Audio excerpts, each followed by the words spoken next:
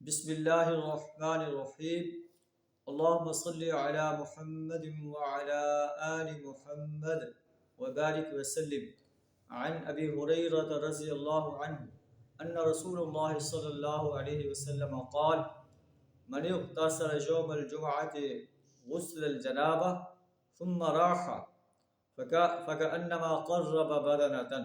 رواہ البخاری۔ جمعہ کی فضیلت جو ہے نبی صلی اللہ علیہ وسلم بیان فرما رہے ہیں۔ حضرت ابو ہریرہ رضی اللہ تعالیٰ عنہ بیان کرتے ہیں کہ نبی صلی اللہ علیہ وسلم نے ارشاد فرمایا، من اغتسل یوم الجمعۃ غسل الجنابہ، جو شخص جمعہ کے دن غسل جنابت کی طرح غسل کرے اور پھر جمعہ کے لیے روانہ ہو جائے، فکأنما قرب بدنة، تو یہ ایسے ہے جیسے اس نے ایک اونٹ کا صدقہ کیا ہو۔ ومن راح فی الساعۃ الثانیہ، اور جو دوسری گھڑی میں آئے، فکأنما قرب بقرۃ، جیسے اس نے ایک گائے کا صدقہ کیا، اور جو تیسری گھڑی میں آئے، فکأنما قرب کبشا اقرب، تو جو اس نے ایسے سمجھے کہ اس نے ایک سینگ دار میٹھا صدقہ کیا۔ ومن راح فی الساعۃ الرابعہ فکأنما قرب دجاجۃ، جو چوتھی ساعت میں آئے اس نے ایسے سمجھے کہ ایک مرغی کا صدقہ کیا۔ ومن راح فی الساعۃ الخامسہ، جو پانچویں گھڑی میں آئے، فکأنما قرب بیضۃ، تو اس نے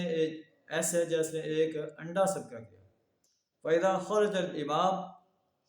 حضرت الملائکہ یستمعون الذکر، پھر جب امام جو ہے وہ تشریف لاتا ہے اور ممبر